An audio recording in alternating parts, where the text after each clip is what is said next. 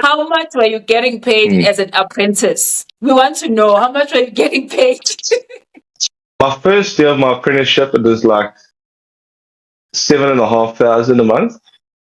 Okay. Um, so that was, but no benefits. It was just 7,500 tax, and then that was it. And then at the Okay. end of it, I was like over 13,000 with Over my shift 13,000. allowances and stuff. Yeah, Okay. yeah. This was your 2-year apprenticeship. All you need is 2 years experience to qualify, but the company I work at is 4 years. They want you to do their apprenticeships contracts are 4 years. So you sign each year a new contract, but it's over a 4-year period. Wow. Okay. I have to ask you this. I hear on the streets, you guys, you get paid more because you're a white male. What can you say about that? I wish, number one, I wish, but no. We fall under unions, especially I Okay. think maybe at these corporate companies, most of them are like that. But we fall under unions. Okay. So it's standardized pay, whereas, but obviously the more experience you have, but it's like two brackets. It's like a level 1 bracket and level 2 bracket.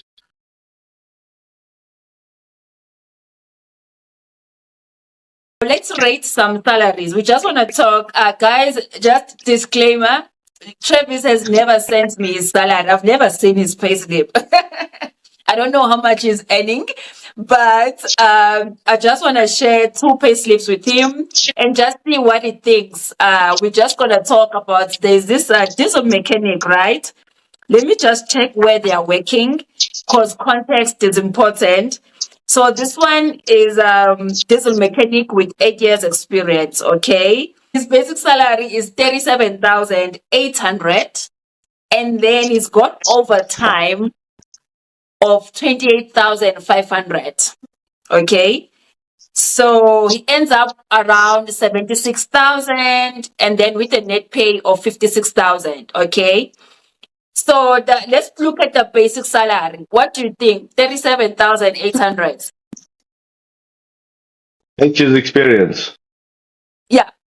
And for someone on the mines, I don't know about that one. I think it's quite underpaid.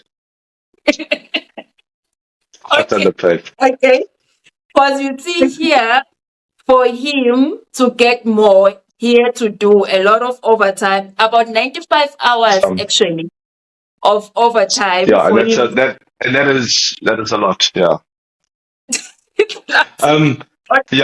I think you see that is okay. That's definitely underpaid in my opinion. Especially like I say, working on the mines. Now the mines is known for being like the money makers when it comes to artisans, but I think that is quite underpaid. Okay. So this one is a mechanic. He works for a dealership, right? He works for a dealership in KZN, and he got through an apprenticeship just straight from matric, and then he joined this company through their apprenticeship. So the basic salary is. So that's a dealership. Yeah, a dealership, a motor. Yeah, so he's a motor mechanic. Yeah. Never work for a dealership. Sorry? Because I said don't ever work for a dealership. Why? I've only even heard stories from people that are in the trade and have worked there. It's like, I mean, they work hard. They work on a lot of cars coming in and out of that shop. And I know before you even tell me the salary, it's going to be very underpaid. But yes, come on, sorry. They're going to be underpaid. Okay, let's see. Salary 23,000, and then there's an incentive.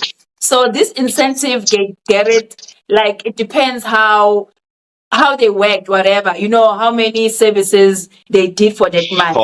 Yes. Yes. So the incentive is 20,000. Incentive they get every month. Okay.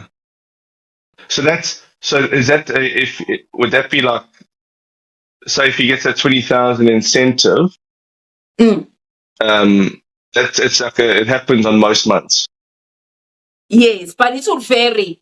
Some months it's not going to be 20,000. Yeah, yeah.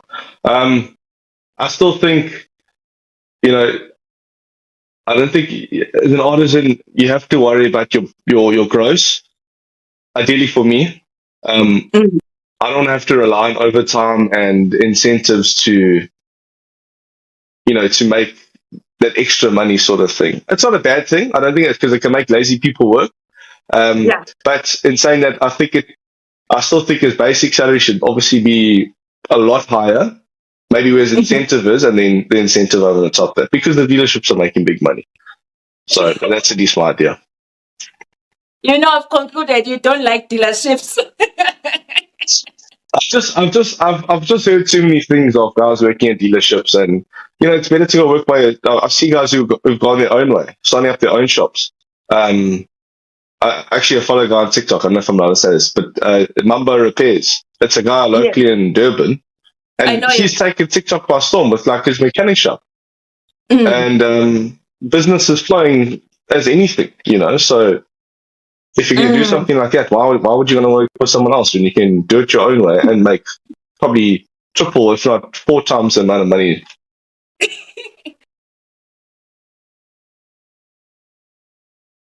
I think like we knew people who worked at the company, and they knowing that they take in apprentices and stuff like that. So there's basically like I know like it's always towards the end of the year or 3/4 way through the middle or end of the year, companies will put out apprenticeships. Industrial Mm. companies, I'm not too sure about smaller, not to say smaller, but smaller companies. Okay. But your industrial companies, they'll put it out 3/4 of the way through the year because they want their apprentices to start in January. So it's like a 4 month process. Mm. So from Okay. the time I mean, like when I applied, it was August, and only in December I signed. You signed. Okay. So the right time to look for apprenticeship would be towards the end of the year, like the last quarter of the year, Yeah. or the second quarter Yes. of Yeah. the I'd year. say even play it safe. I'd say play it safe August upwards. Beginning of August upwards, you look at your company surrounding you and stuff. Okay. Okay. Okay. Did your marks matter during that process of applying? Do you think your marks mattered? How were you averaging? I know in high school you said you were just okay, but now when you're in college, did your mindset change? Were you this like, you know what, I need to get this, I need to start working? How was college life for you? And did your marks matter when you had to apply for the apprenticeship? So marks do matter when it comes to apprenticeship.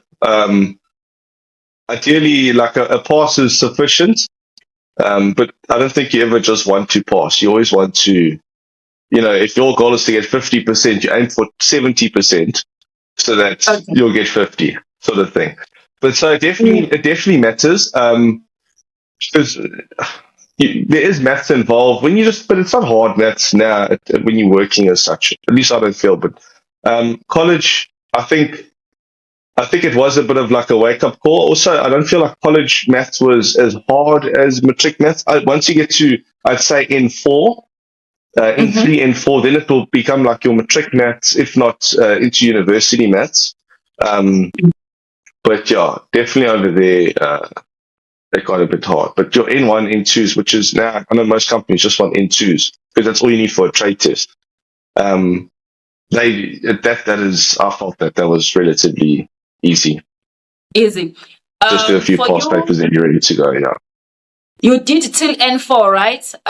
Travis, you did Yeah. N4. Yeah. Okay, and then you went through your apprenticeship after N4. Yeah, that's correct. Was N4 the requirement, or you could have done it with N2? When I applied, if I'm not mistaken, it was N2. I think they've actually dropped the standard now to N1. But I think that's because the apprenticeships are when you're working for these companies, they'll pay for your study. So the colleges, like at least with us, they will come to our company, the Mm. college itself, the admin ladies, and you'll sign up then and then, and you literally just sign the papers, give your ID, and that's it. Um, because Mhm. so I think they've given the guys that allowance while they're serving their apprenticeship to still study, because we get study leave. Even I can qualified as now, my company can still pay for me to go study. Okay. But Okay. His net pay, this guy, yes, sir. comes to 32,000. I think net that'll be good for a diesel mech, or a mechanic. I think that's good, and I hope he obviously gets the benefits as well. Oh, let's see. Let's see if he Provident gets the. pension or I think he gets. Yes, he's got a good provident fund. 2,000. They are contributing 2,500. okay, no, not bad. But I think if his basic was up there, by all Mm-hmm. means, I don't, basic in sense of like I say, combined with that, not bad. But yeah, basic, gross take home, net take home is not bad. Yeah. Okay. Travis, there is a lot of talk, especially on social media, when I post artisans payslip. They say, "Oh, you guys, you live at work, like you never make this much if you didn't do overtime." What are your thoughts on that? Are there any benefits to overtime? How does it work?